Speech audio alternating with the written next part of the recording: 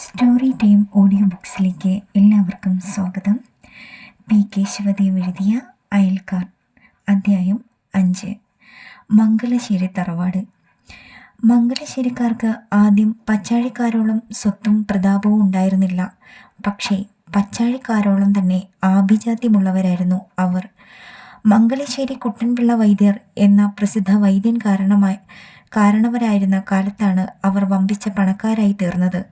ഒരു സാധാരണ വൈദ്യൻ മാത്രമായിരുന്ന കുട്ടൻ വൈദ്യർ ഏതോ ഒരു സന്യാസിയിൽ നിന്ന് ചില രഹസ്യ ഔഷധങ്ങളും ഒറ്റമൂലികളും പ്രയോഗിച്ച് അത്ഭുതകരമായ അനുഭവം കാണിച്ചു കൊടുത്ത് പെട്ടെന്ന് പ്രസിദ്ധനായി തീർന്നു. മാറാ രോഗങ്ങളെന്ന് തീർച്ചപ്പെടുത്തിയ പല രോഗങ്ങളെയും അദ്ദേഹം ചികിത്സിച്ച് ഭേദപ്പെടുത്തി. ഒറ്റമൂലി പ്രയോഗങ്ങൾ കൊണ്ട് ചില രോഗങ്ങളെ അദ്ദേഹം പിടിച്ചു നിർത്തിക്കളയും. അങ്ങനെ കുട്ടൻപിള്ള വൈദ്യരുടെ പ്രസിദ്ധി നാടു മുഴുവൻ പരന്നു. നാനാഭാഗങ്ങളിൽ നിന്ന് രോഗികൾ ധാരാളമായി വന്നു തുടങ്ങി. പണവും സുലഭമായി കിട്ടിത്തുടങ്ങി. സ്വതേ പിശുക്കനായിരുന്ന കുട്ടൻപിള്ള വൈദ്യർ കിട്ടുന്നതെല്ലാം സമ്പാദിക്കുകയാണ് ചെയ്തത്. വൈദ്യർക്ക് ഭാര്യയും മക്കളും ഉണ്ടായിരുന്നുവെങ്കിലും മരുമക്കത്തായമനുസരിച്ച് അദ്ദേഹത്തിൻ്റെ സമ്പാദ്യം മുഴുവൻ മംഗലശ്ശേരി തറവാട്ട് വകയായിരുന്നു. വൈദ്യർക്ക് 2 സഹോദരികളാണ് ഉണ്ടായിരുന്നത്, കാർത്യായനി അമ്മയും കുഞ്ഞുകുട്ടിയമ്മയും. കാർത്യായനി അമ്മ മച്ചിയും രോഗിയുമായിരുന്നതുകൊണ്ട് അവരുടെ ഭർത്താവ് ഉപേക്ഷിച്ചു പോയി. കുഞ്ഞുകുട്ടിയമ്മയുടെ ഭർത്താവ് വക്കീൽ ഗുമസ്തനായ വാസുപിള്ളയായിരുന്നു. കുഞ്ഞുകുട്ടിയമ്മയും പ്രസവിച്ചില്ല. പക്ഷേ വാസുപിള്ള അക്കാരണത്താൽ ഉപേക്ഷിച്ചു പോയില്ല. വൈദ്യർ എപ്പോഴും രോഗികളെ ചികിത്സിക്കുന്നതിൽ ശ്രദ്ധിച്ചിരുന്നതുകൊണ്ട് വാസുപിള്ള ഗുമസ്ത ജോലി ഉപേക്ഷിച്ച് മംഗലശ്ശേരിയിലെ ഭരണം കൈയേറ്റു. സഹോദരിമാർ 2 പേരും പ്രസവിക്കാത്തതുകൊണ്ട് വൈദ്യർ വളരെ വ്യസനിച്ചു. പ്രശ്നം വെച്ച് നോക്കിയപ്പോൾ തെളിഞ്ഞു, ബ്രാഹ്മണ ശാപമുള്ളതുകൊണ്ടാണ് പ്രസവിക്കാത്തതെന്ന്. ശാപപരിഹാരാർത്ഥം ആണ്ടുതോറും 41 ബ്രാഹ്മണർക്ക് 41 ദിവസം കാലുകഴുകിച്ചൂട്ട് നടത്തണമെന്ന് ജ്യോത്സ്യൻ വിധിക്കുകയും ചെയ്തു. അതിനുവേണ്ടി വൈദ്യർ തെക്കേ പുരയിടത്തിലൊരു ബ്രാഹ്മണ മഠം പണിയിച്ച് ബ്രാഹ്മണരെ ക്ഷണിച്ചു വരുത്തി 41 ദിവസം കാലുകഴുകി ദക്ഷിണയും കൊടുത്ത് കെങ്കേമമായി സദ്യ കൊടുത്തു. സഹോദരികൾക്ക് ആയുർവേദ വിധിപ്രകാരമുള്ള ഔഷധങ്ങളും കൊടുത്തു. കാലുകഴുകിച്ചൂട്ട് നടത്തിയതുകൊണ്ടോ ഔഷധം സേവിച്ചതുകൊണ്ടോ എന്തോ കുഞ്ഞുകുട്ടിയമ്മ പ്രസവിക്കുകയും ചെയ്തു. അതിനിടയിലാണ് പച്ചാഴിയിലെ കുഞ്ചുകുറുപ്പ് സംബന്ധാലോചനയുമായി എത്തിയത്. വെറുമൊരു വക്കീൽ ഗുമസ്തനായ വാസുപിള്ള സംബന്ധക്കാരനായിരിക്കുന്നത് മംഗലശ്ശേരിക്കാരുടെ നിലയ്ക്കും വിലയ്ക്കുമൊന്നും യോജിച്ചതല്ലെന്നും വാസുപിള്ളയുടെ സംബന്ധം ഒഴിച്ചുവിട്ടാൽ താൻ കുഞ്ഞുകുട്ടിയമ്മയെ സംബന്ധം ചെയ്തു കൊള്ളാമെന്നുമായിരുന്നു കുഞ്ചുകുറുപ്പ് ദൂതൻ മുഖേന അറിയിച്ചത്. കുഞ്ചുകുറുപ്പിൻ്റെ നോട്ടം കുഞ്ഞുകുട്ടിയമ്മയിലല്ലെന്നും വൈദ്യരുടെ സമ്പാദ്യത്തിലാണെന്നും വൈദ്യരും കുഞ്ഞുകുട്ടിയമ്മയും മനസ്സിലാക്കി. വൈദ്യർ മറുപടി പറഞ്ഞു, പച്ചാഴിക്കാരുടെ സംബന്ധം ഞങ്ങൾക്ക് വേണ്ട, ആ വെള്ളമങ്ങ് വാങ്ങി വെച്ചേക്കാൻ പറ. അങ്ങനെ കുഞ്ഞുകുട്ടിയമ്മയും പറഞ്ഞു. കുഞ്ഞുകുട്ടിയമ്മ 3 പ്രസവിച്ചു. എങ്കിലും 2 കുട്ടികൾ മരിച്ചുപോയി. ഒരു പെൺകുട്ടി മാത്രമേ ജീവിച്ചിരുന്നുള്ളൂ. കുഞ്ഞുലക്ഷ്മി എന്നാണ് ആ കുട്ടിക്ക് പേരിട്ടത്. സുന്ദരിയും ബുദ്ധിമതിയുമായിരുന്ന കുഞ്ഞുലക്ഷ്മി വൈദ്യരുടെ പ്രാണനായിരുന്നു. മരിക്കുന്നതിനു മുമ്പ് കുഞ്ഞുലക്ഷ്മിയുടെ വിവാഹം നടത്തണമെന്ന് വൈദ്യർക്ക് ആശയുണ്ടായിരുന്നുവെങ്കിലും അത് സാധിച്ചില്ല. കാർത്യായനി അമ്മ മച്ചിയും രോഗിയുമായതുകൊണ്ട് കുട്ടൻപിള്ള വൈദ്യരുടെ മരണശേഷം മംഗലശ്ശേരിയിലെ കാരണവത്തി കുഞ്ഞുകുട്ടിയമ്മയായി. പക്ഷേ പിന്നീടുള്ള തറവാട്ട് ഭരണം വളരെ ക്ലേശകരമായിരുന്നു. കുഞ്ഞുകുട്ടിയമ്മയെ സംബന്ധം ചെയ്തത് മംഗലശ്ശേരിയിലെ മുതലെല്ലാം കൈവശപ്പെടുത്താൻ സാധിക്കാത്തതിൽ കുഞ്ചുകുറുപ്പിനുണ്ടായ വൈരാഗ്യം കുട്ടൻപിള്ള വൈദ്യരുടെ സ്വാധീന ശക്തിയെ ഭയന്ന് പ്രകടമാക്കാതിരിക്കുകയായിരുന്നു. വൈദ്യർ മരിച്ചു കഴിഞ്ഞപ്പോൾ കുഞ്ചുകുറുപ്പ് മംഗലശ്ശേരിക്കാരെ പല വിധത്തിലും ശല്യപ്പെടുത്താൻ തുടങ്ങി. കൂളിപ്പിള്ളേരെ കൊണ്ട് പടിപ്പുരയിൽ നിന്ന് ചീത്ത വിളിപ്പിക്കുക, നിലങ്ങളിലും പുരയിടങ്ങളിലും മോഷണങ്ങൾ നടത്തിക്കുക, അതിരുതർക്കങ്ങൾ ഉണ്ടാക്കുക മുതലായവയായിരുന്നു കുഞ്ചുകുറുപ്പ് ചെയ്തുകൊണ്ടിരുന്ന ശല്യങ്ങൾ. പക്ഷേ കുഞ്ഞുകുട്ടിയമ്മയുടെ നയചാതുര്യവും വാസുപിള്ളയുടെ നിയമപരിജ്ഞാനവും കൊണ്ട് ആ ശല്യങ്ങളിൽ നിന്നെല്ലാം അവർ രക്ഷപ്പെട്ടു വന്നു. മേലിലും പച്ചാഴിക്കാരുടെ എതിർപ്പുകളെ നേരിടത്തക്ക പ്രാപ്തിയുള്ള ഒരാളെ കൊണ്ട് കുഞ്ഞുലക്ഷ്മി അമ്മയെ സംബന്ധം ചെയ്യിക്കണമെന്നായിരുന്നു കുഞ്ഞുകുട്ടി അമ്മയുടെയും വാസുപിള്ളയുടെയും ആഗ്രഹം. കുഞ്ഞുലക്ഷ്മി അമ്മയ്ക്ക് വിവാഹപ്രായമായപ്പോൾ പല പല സംബന്ധാലോചനകളും വന്നു. അക്കൂട്ടത്തിൽ പച്ചാഴി പപ്പുക്കുറുപ്പിൻ്റെ സംബന്ധാലോചനയും വന്നു. തങ്ങളോടൊപ്പമോ അതിൽ കൂടുതലോ സ്വത്തുള്ള മംഗലശ്ശേരിക്കാരെ സ്ഥിരം ബന്ധുക്കളാക്കുകയോ അല്ലെങ്കിൽ നശിപ്പിക്കുകയോ ചെയ്യണമെന്ന് പച്ചാഴിക്കാർക്ക് നിർബന്ധമുണ്ടായിരുന്നു. കുഞ്ചക്കുറുപ്പിന് കുഞ്ഞുകുട്ടിയമ്മയെ സംബന്ധം ചെയ്യാൻ സാധിച്ചില്ലെങ്കിലും പപ്പുക്കുറുപ്പിൻ്റെ സംബന്ധാലോചനയെ മംഗലശ്ശേരിക്കാർ നിരസിക്കുമെന്ന് പ്രതീക്ഷിച്ചില്ല. ധനവും ആഭിജാത്യവും പ്രതാപവുമുള്ള പച്ചാഴിക്കാരും മംഗലശ്ശേരിക്കാരും തമ്മിൽ വിരോധമായിരിക്കുന്നത് കൊണ്ട് മംഗലശ്ശേരിക്കാർക്ക് പല ദോഷങ്ങളും ഉണ്ടാകുമെന്നും രണ്ട് തറവാടുകളും യോജിച്ചു കഴിഞ്ഞാൽ ഇരുകൂട്ടർക്കും ഗുണമാണെന്നും പപ്പുക്കുറുപ്പ് പറഞ്ഞയച്ചു. കുഞ്ഞുകുട്ടിയമ്മ ദൃഢസ്വരത്തിൽ മറുപടി കൊടുത്തു. പച്ചാഴിക്കാരുടെ സംബന്ധം ഞങ്ങൾക്ക് വേണ്ട. അവരെ ദ്രോഹിച്ചാൽ ഞങ്ങൾക്ക് ഏൽക്കത്തുമില്ല. എൻ്റെ ആങ്ങളെ സമ്പാദിച്ചത് എൻ്റെ മോൾക്കും അവളുടെ കൊച്ചുങ്ങൾക്കും സുഖമായി കഴിയാനാ. പച്ചാഴിക്കാർക്ക് കള്ളു കുടിക്കാനല്ല എൻ്റെ ആങ്ങളെ സമ്പാദിച്ചു വെച്ചിരിക്കുന്നത്. അതോടുകൂടി പച്ചാഴിക്കാർക്ക് മംഗലശ്ശേരിക്കാരോടുള്ള വൈരാഗ്യം ഇരട്ടിച്ചു. കുഞ്ഞുലക്ഷ്മി അമ്മയെ സംബന്ധം ചെയ്തത് പരമേശ്വരൻ പിള്ള വക്കീലാണ്.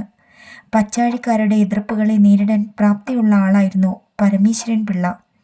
ചെറുപ്പത്തിൽ തന്നെ ക്രിമിനൽ വക്കീലായി പേരെടുക്കുവാൻ അയാൾക്ക് സാധിച്ചിട്ടുണ്ട്. വലിയ ചട്ടമ്പിമാർക്കെല്ലാം അയാളോട് ബഹുമാനവുമാണ്. മാന്യന്മാരെയും ചട്ടമ്പിമാരെയും ഒരുപോലെ സ്വാധീനപ്പെടുത്താനുള്ള ഒരു പ്രത്യേക കഴിവും അയാൾക്കുണ്ടായിരുന്നു. പരമേശ്വരൻ പിള്ള കുഞ്ഞുലക്ഷ്മി അമ്മയെ സംബന്ധം ചെയ്യാൻ നിശ്ചയിച്ചു എന്ന് കേട്ടപ്പോൾ തന്നെ പപ്പുക്കുറുപ്പിന് കലി കയറി. മുക്കോണക്കരയിലെ നായന്മാരാരും മംഗലശ്ശേരിയിലെ സംബന്ധത്തിന് പോകരുതെന്ന് അദ്ദേഹം ഒരു നിരോധനാജ്ഞയും കൊടുത്തു.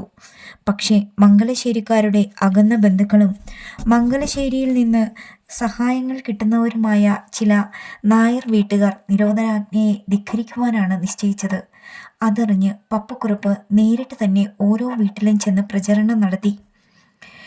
മംഗലശ്ശേരിയിലെ ഏക പെൺസന്താനത്തെ മറ്റൊരു കരക്കാരൻ വന്ന് സംബന്ധം ചെയ്യുന്നത് മുക്കോണക്കരക്കാർക്ക് പൊതുവെ അപമാനമാണെന്നും പരമേശ്വരൻ പിള്ള ആഭിജാത്യമുള്ള നായരല്ലെന്നും മംഗലശ്ശേരിക്കാരുമായി ആരും തന്നെ ഒരു കാലത്തും സഹകരിക്കാൻ പാടില്ലെന്നും പപ്പുക്കുറുപ്പ് ശഠിച്ചു.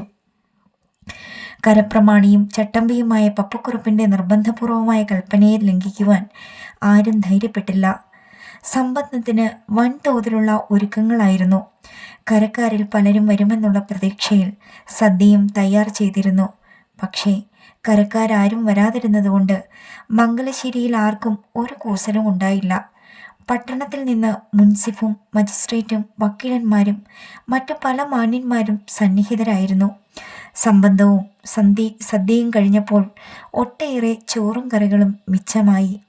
വാസുപിള്ള ഇറങ്ങി നടന്ന് നാനാജാതിയിലും പെട്ട പാവങ്ങളെയെല്ലാം വിളിച്ചു വരുത്തി സമൃദ്ധമായ ഊണ് കൊടുത്തു. ഒടുവിൽ കുഞ്ഞുകുട്ടിയമ്മ പറഞ്ഞു, കരക്കാര് വന്ന് വലിച്ചു വാരി തിന്നേച്ച് പോയില്ലെന്ന് വെച്ച് ഞങ്ങൾക്കൊരു ഛേദവുമില്ല. പാവങ്ങൾക്ക് കൊടുത്ത പുണ്യം കിട്ടും. നന്ദിയുമുണ്ടവർക്ക്. കുഞ്ഞുകുട്ടിയമ്മയുടെയും വാസുപിള്ളയുടെയും മരണശേഷം മംഗലശ്ശേരിയിലെ ഭരണം ഏറ്റെടുക്കുവാൻ പരമേശ്വരൻ പിള്ള നിർബന്ധിതനായി. തറവാട്ടു ഭരണത്തിന് പരമേശ്വരൻ പിള്ളയുടെ മുഴുവൻ സമയവും ആവശ്യമായതിനാൽ അദ്ദേഹം വക്കീൽ ജോലി ഉപേക്ഷിക്കുകയും ചെയ്തു. അക്കാലത്താണ് കുഞ്ഞൻ യാദൃശ്ചികമായി മംഗലശ്ശേരിയിൽ കയറിച്ചെന്ന് കയർ പൊട്ടിച്ചോടിയ പശുവിനെ പിടിച്ചു കെട്ടിയതും അവിടെ താമസമായതും. അവൻ പിന്നീട് മംഗലശ്ശേരിയിലെ ഏറ്റവും വിശ്വസ്ത സേവകനാവുകയും അതിനുശേഷം അവിടുത്തെ ഒരംഗമാവുകയും ചെയ്തു. കുഞ്ഞൻ്റെ വിശ്വസ്തതയും കാര്യശേഷിയും പരമേശ്വരൻ പിള്ളയുടെ തറവാട്ട് ഭരണത്തിൻ്റെ ചുമതലകളെ വളരെ ലഘൂകരിക്കുകയും ചെയ്തു. മരണത്തിന് ശേഷം 4-5 വർഷം കഴിഞ്ഞ് അച്ഛനും അമ്മയും മരിച്ചതിൽ പിന്നെയാണ് കുഞ്ഞുലക്ഷ്മിയമ്മ പ്രസവിച്ചത്. ആദ്യത്തെ പ്രസവം കഴിഞ്ഞ് 4 വർഷത്തിന് ശേഷമായിരുന്നു രണ്ടാമത്തെ പ്രസവം. പിന്നെ ഒന്നിടവിട്ട വർഷങ്ങളിലായി 2 പ്രസവിക്കുകയും ചെയ്തു. ഒന്നാമത്തെ മകൻ മരിച്ചുപോയി. 2 ആൺകുട്ടികളും 1 പെൺകുട്ടിയും ശേഷിച്ചു. ഗോപാലനും ഭാസ്കരനും ഭാഗീരഥയും.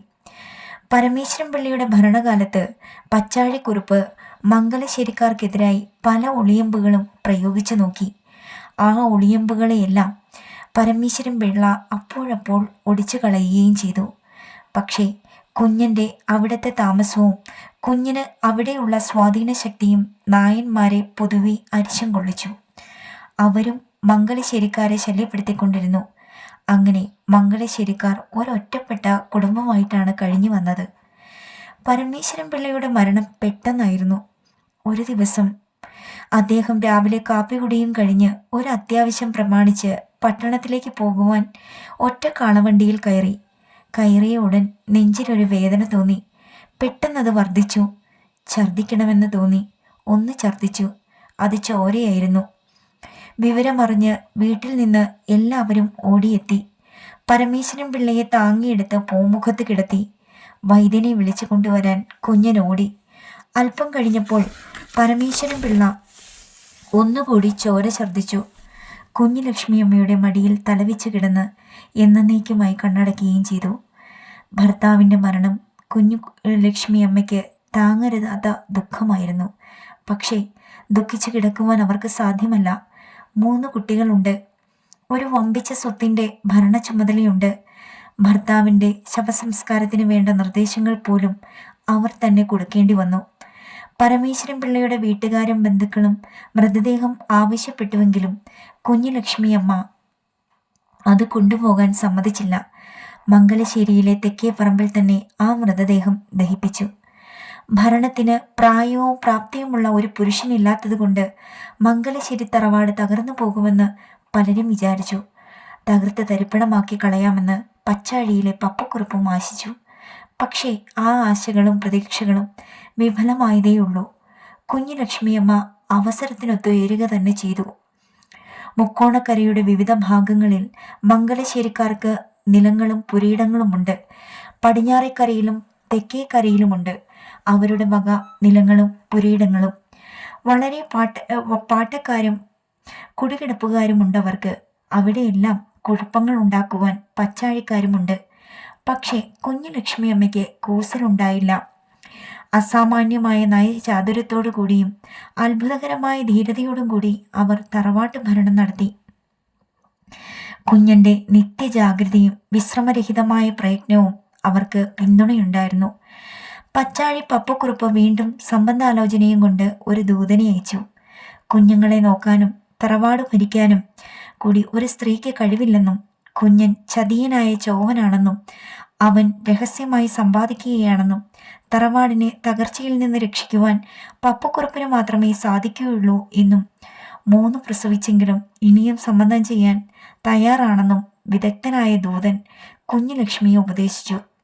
എല്ലാം ക്ഷമയോടുകൂടി കേട്ടുകൊണ്ടിരുന്നിട്ട് ഒടുവിൽ അവർ പറഞ്ഞു, ആ അരി ഈ കലത്തിൽ വേവത്തില്ലെന്ന് പറഞ്ഞേര്. മംഗലശ്ശേരിക്കാർ വലിയ ധനികരായി എങ്കിലും പഴയ വീട്ടിൽ തന്നെയായിരുന്നു അവരുടെ താമസം. ആ വീട് പൊളിച്ചു പണിയുവാനോ എന്തെങ്കിലും പരിഷ്കാരം വരുത്തുവാനോ കുട്ടൻപിള്ള വൈദ്യർ സമ്മതിച്ചില്ല. കുഞ്ഞുകുട്ടിയമ്മയുടെ ഭരണകാലത്ത് പലരും ഉപദേശിച്ചു, ഈ വീട് പൊളിച്ച് പുതിയൊരു വീട് പണിയണമെന്ന്. ഉപദേശകരോടെല്ലാം കുഞ്ഞുകുട്ടിയമ്മ പറഞ്ഞതിങ്ങനെയാണ്, ഈ വീട്ടിലല്ലയോ ഞങ്ങളുടെ കാരണവന്മാർ ജനിച്ചതും വളർന്നതും മരിച്ചതും? ഞാനും ഈ വീട്ടിലല്ലോ ജനിച്ചതും വളർന്നതും. എനിക്കും ഈ വീട്ടിൽ കിടന്ന് മരിച്ചാൽ മതി. പരമേശ്വരൻ പിള്ള വക്കീൽ നിശ്ചയിച്ചു, പഴയ വീട് പൊളിച്ചു മാറ്റിയാൽ തൽസ്ഥാനത്ത് ഒരു വലിയ വീട് പണിയണമെന്ന്. കുഞ്ഞു ലക്ഷ്മിയമ്മയ്ക്ക് പുതിയ വീട് പണിയുന്നത് ഇഷ്ടമായിരുന്നുവെങ്കിലും പഴയ വീട് പൊളിച്ചു കളയുന്നത് സമ്മതമായിരുന്നില്ല. ഒടുവിൽ പഴയ വീട് പൊളിക്കാതെ തന്നെ പുതിയൊരു 4 കെട്ടും പൂമുഖവും പണിയാൻ പരമേശ്വരൻ പിള്ള ആശാരിയെ കൊണ്ട് പ്ലാൻ തയ്യാറാക്കിച്ചു. കുഞ്ഞു ലക്ഷ്മിയമ്മ അത് അംഗീകരിക്കുകയും ചെയ്തു. പണി തുടങ്ങാനുള്ള ഏർപ്പാടുകൾ ചെയ്തുകൊണ്ടിരിക്കുന്നതിനിടയിലാണ് പരമേശ്വരൻ പിള്ള മരിച്ചത്. 3-4 വർഷം കഴിഞ്ഞപ്പോൾ കുഞ്ഞു ലക്ഷ്മിയമ്മ വീട് പണി ആരംഭിച്ചു. വീട് പണിക്ക് ആവശ്യമായ തടികൾ മുതൽ അവരുടെ പുരയിടങ്ങളിൽ നിന്ന് വെട്ടിയെടുക്കുകയാണ് ഉണ്ടായത്. ഉത്തരത്തിന് വളവില്ലാത്തതും നീളമേറിയതുമായ ഒരു ആഞ്ഞിലിത്തടി ആവശ്യമായി വന്നു. അവരുടെ വക ഒരു പുരയിടത്തിൻ്റെ അതിരിൽ അത്തരമൊരു ആഞ്ഞിലി നിൽക്കുന്നുണ്ടായിരുന്നു. അപ്പുറത്തുള്ള പുരയിടം പച്ചാഴിക്കാരുടെ വകയുമാണ്. ആ ആഞ്ഞിലി ഇപ്പുറത്ത് മുളച്ചു വളർന്നതാണെങ്കിലും അത് വളർന്ന് അതിര് ലംഘിച്ചതാണ്. ആഞ്ഞിലി വെട്ടട്ടെ എന്ന് കുഞ്ഞുലക്ഷ്മി അമ്മയോട് ചോദിച്ചു. കുഞ്ഞുലക്ഷ്മി അമ്മ സമ്മതിക്കുകയും ചെയ്തു. കുഞ്ഞൻ വെട്ടുകാരെ അയച്ചു ആഞ്ഞിലി വെട്ടാൻ. വിവരമറിഞ്ഞ് പപ്പക്കുറുപ്പ് പാഞ്ഞെത്തി തടുക്കുവാൻ. വെട്ടുകാർ ഭയന്ന് തിരിച്ചു പോന്നു. അടുത്ത ദിവസം ആഞ്ഞിലി വെട്ടുവെന്ന് കുഞ്ഞൻ ശപഥവും ചെയ്തു. കുഞ്ഞുലക്ഷ്മിയമ്മ പറഞ്ഞു, ഉത്തരം വയ്ക്കാൻ ആ ആഞ്ഞിലി കിട്ടിയില്ലെങ്കിൽ വീട് പണിയണ്ട. അടുത്ത ദിവസം രാവിലെ കുഞ്ഞൻ വെട്ടുകാരെയും കൊണ്ട് ആഞ്ഞിലി വെട്ടാൻ പുറപ്പെട്ടു. കോടാലിയും തോളിൽ വെച്ച് അയാൾ മുമ്പിൽ നടന്നു. വഴക്കുണ്ടാകുമെന്നറിയാവുന്നതുകൊണ്ട് കുഞ്ഞുലക്ഷ്മി അമ്മയ്ക്ക് വീട്ടിൽ ഇരിപ്പുറച്ചില്ല. അവരും ആഞ്ഞിലി വെട്ടുന്നിടത്തേക്ക് പുറപ്പെട്ടു. പപ്പക്കുറുപ്പും അനന്തരവരും അപ്പുറത്ത് സന്നദ്ധരായി നിൽക്കുകയാണ്. കുഞ്ഞനും വെട്ടുകാരും വരുന്നത് കണ്ട് പപ്പക്കുറുപ്പിൻ്റെ അനന്തരവൻ മാധവക്കുറുപ്പ് വിളിച്ചു പറഞ്ഞു, ആഞ്ഞിലി വെട്ടാൻ വരുന്നവനെയെല്ലാം വീട്ടിൽ നിന്ന് യാത്ര പറഞ്ഞേച്ചാണോടാ വരുന്നത്? കുഞ്ഞൻ ഹാസ്യവിനയം അഭിനയിച്ചുകൊണ്ട് പറഞ്ഞു, അടിയത്തങ്ങൾക്ക് യാത്ര പറയാൻ ആരുമില്ലേ? കുഞ്ഞൻ കോടാലിയും കൊണ്ട് ആഞ്ഞിലിയോടടുത്തു. പപ്പക്കുറുപ്പ് ഉപദേശ രൂപത്തിൽ പറഞ്ഞു, നീ അങ്ങ് പോ കുഞ്ഞാ, നീ എന്തിനു കൂലിക്ക് ചാകാൻ നടക്കുന്നു? ആഞ്ഞിലി വെട്ടണമെങ്കിൽ മംഗലശ്ശേരിക്കാരോട് വരാൻ പറ. മംഗലശ്ശേരിക്കാര് തന്നെ വരുന്നു ആഞ്ഞിലി വെട്ടാൻ. പിറകിൽ നിന്ന് കുഞ്ഞുലക്ഷ്മിയമ്മയുടെ ശബ്ദം ഉയർന്നു പൊങ്ങി. മംഗലശ്ശേരിക്കാര് ആഞ്ഞിലി വെട്ടുന്നതിന് മുമ്പ് പച്ചാഴിക്കാര് അവരുടെ തല വെട്ടും, അതറിയാമോ? പപ്പക്കുറുപ്പ് അലറി. പച്ചാഴിക്കാരെ വെട്ടുമ്പോഴങ്ങ് തെറിച്ചു പോകുന്ന തല മംഗലശ്ശേരിക്കാർക്ക് വേണ്ട. തല വെട്ടാൻ നിൽക്കുന്നവനെല്ലാമിങ്ങ് വാ. കുഞ്ഞിൻ്റെ കയ്യിൽ നിന്ന് കോടാലിയും പിടിച്ചു വാങ്ങിക്കൊണ്ട് കുഞ്ഞുലക്ഷ്മിയമ്മ മുന്നോട്ട് കുതിച്ചു. ആഞ്ഞിലിയുടെ കടയിൽ ആഞ്ഞൊന്ന് വെട്ടിയിട്ട് കുഞ്ഞുലക്ഷ്മിയമ്മ പപ്പക്കുറുപ്പിനെ നോക്കി. പപ്പക്കുറുപ്പും അനന്തരവരും സ്തബ്ധരായി നിൽക്കുകയാണ്. കുഞ്ഞുലക്ഷ്മിയമ്മയുടെ കോടാലി പിന്നെയും ആഞ്ഞിലിയിൽ ആഞ്ഞാഞ്ഞ് വെട്ടിക്കൊണ്ടിരുന്നു. കാണികളായി കൂടിയിരുന്നവർ കൗതുകത്തോടുകൂടി നോക്കി നിന്നു. കുഞ്ഞുലക്ഷ്മിയമ്മയുടെ ഭാരമേറിയ മുടിക്കെട്ട് അഴിഞ്ഞു ചിതറി വീണു. അവർ വിയർത്തൊലിക്കുകയാണ്. പെട്ടെന്ന് പപ്പക്കുറുപ്പ് കുഞ്ഞുലക്ഷ്മിയമ്മയുടെ കോടാലിയിൽ കയറി പിടിച്ചുകൊണ്ട് പറഞ്ഞു, മാറ്, ഞാൻ വെട്ടിത്തരാം. കുഞ്ഞുലക്ഷ്മിയമ്മ പിടിവിട്ടിട്ട് ചോദിച്ചു, എൻ്റെ തല വെട്ടാനല്ലേ വന്നത്? നിനക്ക് എന്നെ വേണ്ടെങ്കിലും എനിക്ക് നിന്നെ വേണം. കാണികൾ ആർത്തു വിളിച്ചു. ആ ആഞ്ഞിലി തടി കൊണ്ട് തന്നെ മംഗലശ്ശേരിയിലെ പുതിയ നാലുകെട്ടിന് ഉത്തരം വയ്ക്കുകയും ചെയ്തു. പുതിയ നാലുകെട്ടിൻ്റെ പാലുകാച്ചടിയന്തരം കഴിഞ്ഞതിന് ശേഷം അവിടെ ഒരു വിവാഹവും മരണവും നടന്നു. ഭാഗീരഥി അമ്മയുടെ വിവാഹവും ഗോപാലപിള്ളയുടെ മരണവുമാണ് നടന്നത്. ഭാഗീരഥി അമ്മയ്ക്ക് പല സ്ഥലങ്ങളിൽ നിന്ന് വിവാഹാലോചനകൾ വരികയുണ്ടായി. പച്ചാഴിക്കാരുടെ എതിർപ്പിനെ നേരിട്ട് നിൽക്കുവാൻ കഴിവുള്ള ഒരാളെ കൊണ്ട് മകളെ സംബന്ധം ചെയ്യിക്കണമെന്നായിരുന്നു കുഞ്ഞുലക്ഷ്മിയമ്മയുടെ ആഗ്രഹം. ആൺമക്കൾ അപ്രാപ്തരായതുകൊണ്ട് കുടുംബഭരണം സ്വാഭാവികമായും മകളുടെ ഭർത്താവിൽ വന്നു ചേരുമെന്ന് അവർക്കറിയാമായിരുന്നു. അതുകൊണ്ട് മകളുടെ ഭർത്താവായി വരുന്ന ആൾ ധൂർത്തനായിരിക്കരുതെന്നും തറവാടിനെ അഭിവൃദ്ധിപ്പെടുത്തുന്നവനായിരിക്കണമെന്നും അവർക്ക് നിർബന്ധമുണ്ടായിരുന്നു. പല വിവാഹാലോചനകളും വന്ന കൂട്ടത്തിൽ പച്ചാഴി മാധവക്കുറുപ്പിൻ്റെ വിവാഹാലോചനയും ഉണ്ടായി. അത് കേട്ടപ്പോൾ തന്നെ കുഞ്ഞുലക്ഷ്മിയമ്മ കാർക്കിച്ച് തുപ്പുകയാണ് ചെയ്തത്. അനന്തരവനു വേണ്ടി വിവാഹാലോചന നടത്താൻ പപ്പക്കുറുപ്പ് പറഞ്ഞയച്ച ദൂതനോട് കുഞ്ഞുലക്ഷ്മിയമ്മ പറഞ്ഞു, മംഗലശ്ശേരിക്കാരും പച്ചാഴിക്കാരും തമ്മിൽ ഒരു ബന്ധവും ഒരു കാലത്തും ഉണ്ടാവത്തില്ല. ഉണ്ടായാൽ അത് രണ്ടു കൂട്ടർക്കും ആപത്തുമാ. അതുകൊണ്ട് സംബന്ധക്കാര്യവും പറഞ്ഞുകൊണ്ട് അവിടെ നിന്നാരും ഇവിടെ വരണ്ട. അങ്ങനെ ഇരിക്കുമ്പോഴാണ് ഒരു ചെറുപ്പക്കാരൻ മുക്കോണക്കരയിലെ പ്രവർത്തിയാരായി വരുന്നത്. നാരായണപിള്ള എന്നാണ് അയാളുടെ പേര്. അവരവരുടെ അധികാരാതിർത്തിയിൽ കിരീടമില്ലാത്ത രാജാക്കന്മാരായിരുന്നല്ലോ അന്നത്തെ പ്രവർത്തിയാരന്മാർ. പ്രായം ചെന്ന നല്ല താപ്പാനുകളെ മാത്രമേ പ്രവർത്തിയാരന്മാരാക്കുക പതിവുള്ളൂ. പക്ഷേ കൊട്ടാരത്തിലെ സ്വാധീന ശക്തി കൊണ്ട് നാരായണപിള്ള ചെറുപ്പത്തിൽ തന്നെ പ്രവർത്തിയാരായതാണ്. 10-15 നാഴിക അകലെയാണ് നാരായണപിള്ളയുടെ വീട്. അമ്മാവൻ കൊട്ടാരത്തിലെ കിടക്കവിരിപ്പുകാരനും ഉറക്കറ സൂക്ഷിപ്പുകാരനുമായിരുന്നു. അയാളുടെ ശുപാർശ പ്രകാരമാണ് അനന്തരവനായ നാരായണപിള്ളയ്ക്ക് പ്രവർത്തിയാരുദ്യോഗം കിട്ടിയത്. പക്ഷേ ചെറുപ്പക്കാരനായ നാരായണപിള്ള പഴക്കവും തഴക്കവുമുള്ള ഒരു പ്രവർത്തിയാരെ പോലെ തന്നെ ശോഭിച്ചു. ക്ഷേത്രത്തിൽ വെച്ചാണ് നാരായണപിള്ള ആദ്യമായി ഭാഗീരഥി അമ്മയെ കണ്ടത്. കണ്ടപ്പോൾ തന്നെ അയാൾ അങ്ങ് മിഴിച്ചു നിന്നുപോയി. അങ്ങനെയാരും മംഗലശ്ശേരിയിലെ സ്ത്രീകളെ നോക്കി നിൽക്കാൻ ധൈര്യപ്പെടുകയില്ല. അങ്ങനെയൊരു സ്ത്രീയെ നോക്കി നിൽക്കുന്നത് അന്നത്തെ പ്രവർത്തിയാരുടെ അന്തസ്സിന് ചേർന്നതുമല്ല. പക്ഷേ മാദകത്വത്തിന്റെ മണം വീശുന്ന സുന്ദരമായ പുഷ്പമാണ് ഭാഗീരഥിയമ്മ. അവരെ കണ്ടാൽ ആരാണങ്ങനെ നോക്കി നിന്നു പോകാത്തത്? അടുത്ത ദിവസം തന്നെ നാരായണപിള്ളയുടെ ദൂതൻ വിവാഹാലോചനയും കൊണ്ട് മംഗലശ്ശേരിയിൽ ചെന്നു. കുഞ്ഞു ലക്ഷ്മിയമ്മയ്ക്ക് അക്കാര്യത്തിൽ അധികമൊന്നും ആലോചിക്കേണ്ടി വന്നില്ല. നല്ല തറവാട്ടിൽ ജനിച്ചവൻ, വലിയ അധികാരങ്ങളുള്ള ഉദ്യോഗസ്ഥൻ, ചെറുപ്പം, മകളുടെ ഭർത്താവിന് അതിൽ കൂടുതൽ എന്ത് യോഗ്യത വേണം? കുഞ്ഞു ലക്ഷ്മിയമ്മ സമ്മതിച്ചു. കുഞ്ഞിന് ആഹ്ലാദവുമായി. പച്ചാഴിക്കാർ പങ്കുകൊണ്ടില്ലെങ്കിലും കരക്കാരിൽ അധികം പേരും വിവാഹത്തിൽ സമ്മതിക്കുകയുണ്ടായി. വിവാഹം കഴിഞ്ഞ് നാരായണപിള്ള മംഗലശ്ശേരിയിൽ തന്നെ താമസവുമായി. അതിൽ പിന്നെ മംഗലശ്ശേരിയിൽ എപ്പോഴും ആൾത്തിരക്കാണ്. ഉദ്യോഗ സംബന്ധമായ കാര്യങ്ങൾക്കായി നാരായണപിള്ളയെ കാണാൻ വളരെ പേർ വരുമായിരുന്നു. അതുകൊണ്ട് വീടിൻ്റെ തെക്കുവശത്തുള്ള അറപ്പുരയുടെ വിശാലമായ വരാന്ത നാരായണപിള്ളയുടെ ഓഫീസും സന്ദർശന മുറിയും എല്ലാമായി തീർന്നു. ക്രമേണ മംഗലശ്ശേരിയിലെ കുടുംബഭരണവും നാരായണപിള്ളയുടെ ചുമലിൽ വന്നു. ഭാഗീരഥി അമ്മയുടെ വിവാഹം കഴിഞ്ഞ് 1 മാസത്തിന് ശേഷമാണ് അവരുടെ മൂത്ത സഹോദരനായ ഗോപാലപിള്ള മരിച്ചത്. എന്നും ദീനവും എന്നും ചികിത്സയുമായി കഴിഞ്ഞിരുന്ന ഗോപാലപിള്ളയുടെ മരണത്തിൽ എല്ലാവരും ദുഃഖിച്ചു. എങ്കിലും കുടുംബത്തിന് പൊതുവെ അതൊരു ആശ്വാസവുമായിരുന്നു.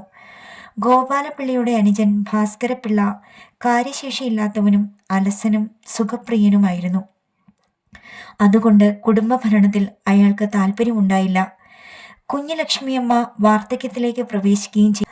അങ്ങനെ കുടുംബഭരണത്തിൽ കുഴപ്പങ്ങൾ ഉണ്ടാകുവാൻ തുടങ്ങിയപ്പോൾ നാരായണപിള്ള നേരിട്ട് ഭരണം കയ്യേൽക്കുകയാണ് ഉണ്ടായത്. 1 വർഷം കഴിഞ്ഞപ്പോൾ ആ തറവാട്ടിൽ 2 മരണങ്ങളും 1 പ്രസവവും നടന്നു. കുഞ്ഞു ലക്ഷ്മിയമ്മ ഉദരസംബന്ധമായ രോഗത്താൽ മരിച്ചു. ഭാസ്കരപിള്ള വെള്ളപ്പൊക്കക്കാലത്ത് മത്സര വള്ളം കളിക്ക് പോയപ്പോൾ വള്ളം ഒരു ചുഴിയിലകപ്പെട്ട് മുങ്ങിയത് മൂലം മരിക്കുകയാണ് ഉണ്ടായത്. അങ്ങനെ ഭാഗീരഥിയമ്മ മംഗലശ്ശേരി തറവാട്ടിലെ ഏക അംഗമായി തീർന്നു. അമ്മയും സഹോദരനും മരിച്ച് 1 മാസം കഴിഞ്ഞപ്പോഴാണ് ഭാഗീരഥിയമ്മ പ്രസവിച്ചത്. അതൊരു ആൺകുട്ടിയായിരുന്നു. ആ കുട്ടിക്ക് പത്മനാഭൻ എന്ന് പേരിട്ടു. നാരായണപിള്ളയുടെയും ഭാഗീരഥിയമ്മയുടെയും വാത്സല്യനിധിയായി അവൻ വളർന്നു. അവന്റെ ആയുസ്സിനും ആരോഗ്യത്തിനും വേണ്ടി ക്ഷേത്രങ്ങളിൽ വഴിപാടുകൾ കഴിച്ച് ഹോമങ്ങൾ നടത്തി. ഇതിനിടയിൽ മാധവക്കുറുപ്പ് പച്ചാഴിയിലെ കാരണവരായി. മംഗലശ്ശേരിക്കാരോടുള്ള എതിർപ്പ് ശക്തിപ്പെടുത്തുകയും ചെയ്തു. കുഞ്ഞനാണ് മംഗലശ്ശേരിയിലെ ഭരണക്കാരനെന്നും ഒരു നായർ വീട്ടിൽ ഈഴവൻ കയറി ഭരണം നടത്തുന്നത് നായന്മാർക്കെല്ലാം അപമാനമാണെന്നും മാധവക്കുറുപ്പ് ശക്തിയായി പ്രചരണം നടത്തി. മംഗലശ്ശേരിയിലെ കുടികിടപ്പുകാരും കൃഷിപ്പണിക്കാരുടെയും ഇടയിൽ കുഞ്ഞന്റെ നേരെ എതിർപ്പുകൾ ഉണ്ടാക്കി.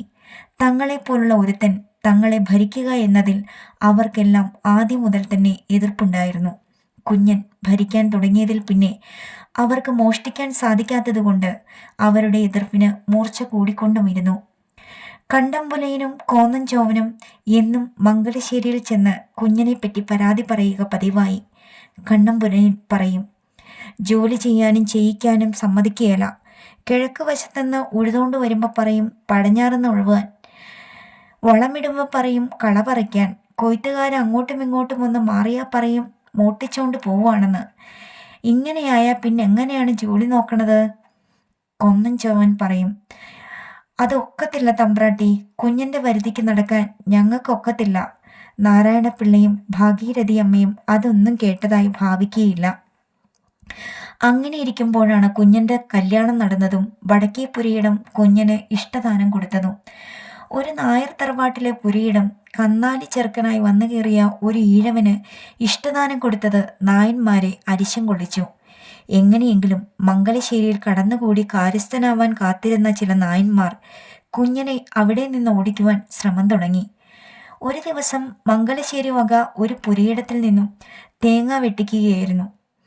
അടുത്തുള്ള മറ്റൊരു പുരയിടത്തിലേക്ക് ചാഞ്ഞു നിന്നിരുന്ന ഒരു തെങ്ങിൽ തേങ്ങ വെട്ടാനായി തണ്ടാൻ കയറിയപ്പോൾ ആ പുരയിടത്തിൻ്റെ ഉടമസ്ഥനായ വക്കീൽ ഗുമസ്തൻ പരമനായർ അലറിക്കൊണ്ട് ഓടിയെത്തി.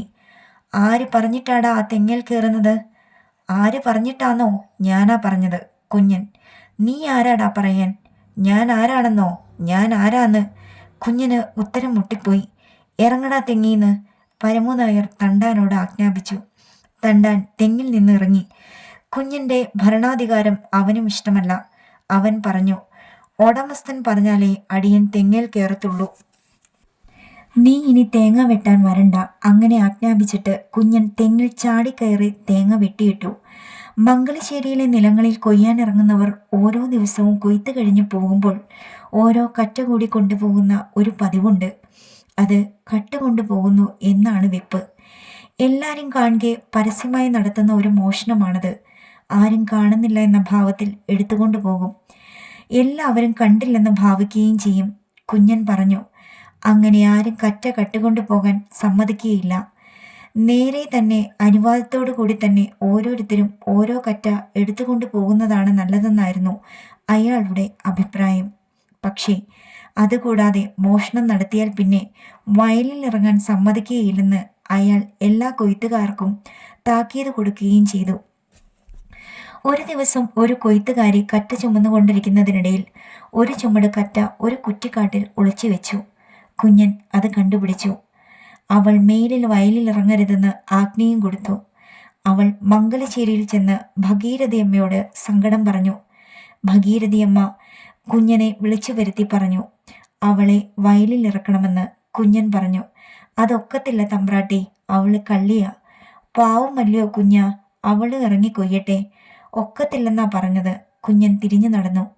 കുഞ്ഞന്റെ ഹിതത്തിനും അഭിപ്രായത്തിനും എതിരായി ഭഗീരഥിയമ്മയും നാരായണപിള്ളയും ഒന്നും പറയുകയില്ല. പക്ഷേ കുഞ്ഞന്റെ അഭിപ്രായങ്ങൾ എപ്പോഴും മംഗലശ്ശേരി തറവാടിൻ്റെ അഭിവൃദ്ധിക്ക് യോജിച്ചതായിരിക്കേയുള്ളൂ. അടുത്ത ഭാഗം നാളെ.